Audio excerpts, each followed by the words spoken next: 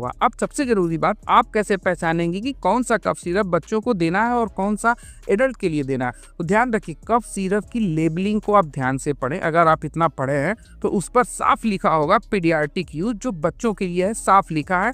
यही सिरप आपको बच्चों को देना है, अन्यथा किसी भी कफ सिरप को आप बच्चों के ना दें, ठीक है।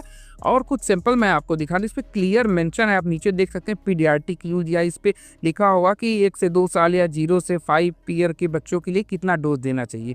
देखिए, बिना गवर्नमेंट अप्रूवल की ये दवाएं मार्केट में नहीं आती हैं। भविष्य में अगर कोई दवाएं बैन होती हैं या कंपनी से रिकॉल करती है तो कंपनियां उसे वापस भी मंगा लेती हैं।